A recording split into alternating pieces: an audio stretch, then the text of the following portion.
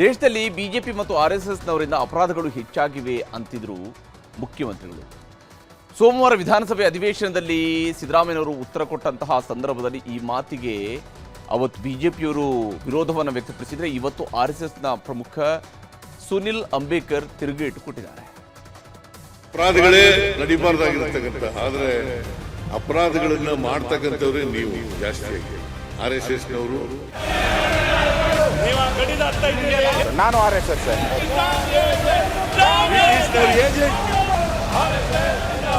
ವಿಧಾನಸಭೆ ಅಧಿವೇಶನದಲ್ಲೇ ಮೊನ್ನೆ ಸೋಮವಾರ ಸಿಎಂ ಸಿದ್ದರಾಮಯ್ಯ ಆರ್ಎಸ್ಎಸ್ನಿಂದ ಸಮಾಜದಲ್ಲಿ ಅಶಾಂತಿ ಮೂಡುತ್ತಿದೆ, ಆರ್ಎಸ್ಎಸ್ನಿಂದ ಅಪರಾಧಗಳು ಹೆಚ್ಚಾಗಿವೆ ಅಂತ ಹೇಳಿದ್ರು. ಯಾವಾಗ ಆರ್ಎಸ್ಎಸ್ ಬಗ್ಗೆ ಸಿಎಂ ಮಾಡಿದ ಮಾತು ಬಿಜೆಪಿಯವರಿಗೆ ನಕಾರಾತ್ಮಕ ಅಂತ ಅನ್ನಿಸ್ತೋ ಅದೇ ಕ್ಷಣ ಸದನದಲ್ಲಿ ಆರ್ಎಸ್ಎಸ್ ಬಗ್ಗೆ ಪ್ರಸ್ತಾಪ ಮಾಡದಂತೆ ಗಲಾಟೆ ಎಬ್ಬಿಸಿ ಸದನದ ಕಡತದಿಂದಲೇ ಪದವನ್ನ ತೆಗೆಸಿದ್ರು. ಆರ್ಎಸ್ಎಸ್ ಅವರೇ ಗಲಭೆ ಮಾಡೋದು ಅಂತ ಹೇಳಿದ್ದಾರೆ, ಅದನ್ನ ಕಡತದಿಂದ ತೆಗೆಸಿ, ಇಲ್ಲಾಂದ್ರೆ ನಾವು ಸದನ ನಡೆಯಕ್ಕೆ ಬಿಡಲ್ಲ. 100% ನಾನು ಆರ್ಎಸ್ಎಸ್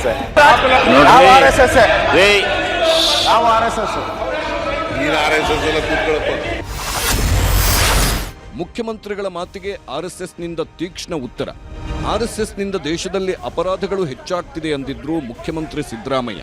ಮಹಾರಾಷ್ಟ್ರದ ನಾಗ್ಪುರದಲ್ಲಿ ನಡೆದ ಗಲಾಟೆಯಲ್ಲೂ ಆರ್ಎಸ್ಎಸ್ ಕೈವಾಡ ಅಂತ ಕಾಂಗ್ರೆಸ್ ಆರೋಪಿಸಿತ್ತು. ಈ ಮಾತಿಗೆ ಆರ್ಎಸ್ಎಸ್ ತೀಕ್ಷ್ಣವಾಗಿ ಖಂಡಿಸಿದೆ.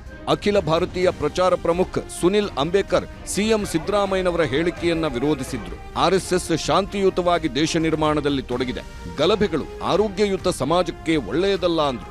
ಅಪರಾಧಗಳೇ ನಡೀಬಾರ್ದಾಗಿರ್ತಕ್ಕಂಥ ಆದರೆ ಅಪರಾಧಗಳನ್ನ ಮಾಡ್ತಕ್ಕಂಥವ್ರೆ ನೀವು ಜಾಸ್ತಿಯಾಗಿ ಆರ್ಎಸ್ಎಸ್ನವರು. I have not seen that video or that news. I am not aware about that. But I can say about RSS. RSS is working with the people for the nation building activities. Our Sensevaks are involved in the nation building activity peacefully.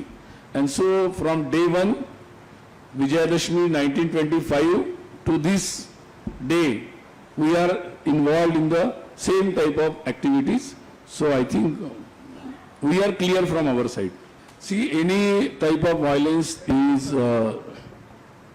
not good to the health of the society. And I think police are have taken the cognizance of it. And so I think they will go into the details. And that's the point. I think not relevant. Congress ಆಡಳಿತದ ರಾಜ್ಯಗಳಲ್ಲಿ RSS ಸದಸ್ಯತ್ವ ಕುಸಿದಿದೆ ಅನ್ನೋ ಮಾತುಗಳಿವೆ. ಇದೇ ವಿಚಾರವನ್ನು RSS ಗಂಭೀರವಾಗಿ ಪರಿಗಣಿಸಿದ್ದು ಎಲ್ಲವನ್ನೂ ತಾಳೆ ಮಾಡ್ತೀವಿ ಅಂದ್ರು ಸುನಿಲ್ ಅಂಬೇಕರ್. ಅಂದಹಾಗೆ ಇದೇ ಮಾರ್ಚ್ 21ರಿಂದ 3 ದಿನಗಳ ಕಾಲ ಬೆಂಗಳೂರಿನ ಮಾಗಡಿ ರಸ್ತೆಯ ಚೆನ್ನೇನಹಳ್ಳಿಯಲ್ಲಿರುವ ಆರ್ಎಸ್ಎಸ್ ಜನಸೇವಾ ಕೇಂದ್ರದಲ್ಲಿ ಆರ್ಎಸ್ಎಸ್ ಅಖಿಲ ಭಾರತೀಯ ಪ್ರತಿನಿಧಿ ಸಭೆ ನಡೆಯುತ್ತಿದೆ. ಈ ಸಭೆಗೆ ಆರ್ಎಸ್ಎಸ್ ಮುಖ್ಯಸ್ಥ ಮೋಹನ್ ಭಾಗವತ್ ಅವರು ಬರ್ತಿದ್ದಾರೆ. ಕೇಂದ್ರ ಗೃಹ ಸಚಿವ ಅಮಿತ್ ಶಾ, ಬಿಜೆಪಿ ರಾಷ್ಟ್ರೀಯ ಅಧ್ಯಕ್ಷ ಜಗತ್ ಪ್ರಕಾಶ್ ನಡ್ಡಾ, ಪ್ರಧಾನ ಕಾರ್ಯದರ್ಶಿ ಬಿಎಲ್ ಸಂತೋಷ್ ಇರ್ತಾರೆ. ಆರ್ಎಸ್ಎಸ್ನ 32 ಸಂಘಟನೆಗಳ ಅಧ್ಯಕ್ಷರು ಮತ್ತು ಪ್ರಧಾನ ಕಾರ್ಯದರ್ಶಿಗಳೂ ಸಹ ಕಾರ್ಯಕ್ರಮದಲ್ಲಿ ಭಾಗವಹಿಸಲಿದ್ದಾರೆ. ಆರ್ಎಸ್ಎಸ್ಗೆ ಇದೇ ವರ್ಷ 100 ವರ್ಷ ತುಂಬುತ್ತಿರೋ ಹಿನ್ನೆಲೆಯಲ್ಲಿ ಈ ಸಭೆಯನ್ನ ಬೆಂಗಳೂರಿನ ಆರ್ಎಸ್ಎಸ್ ಕಚೇರಿಯಲ್ಲೇ ಆಯೋಜಿಸಲಾಗಿದೆ. Bureau report, news 18.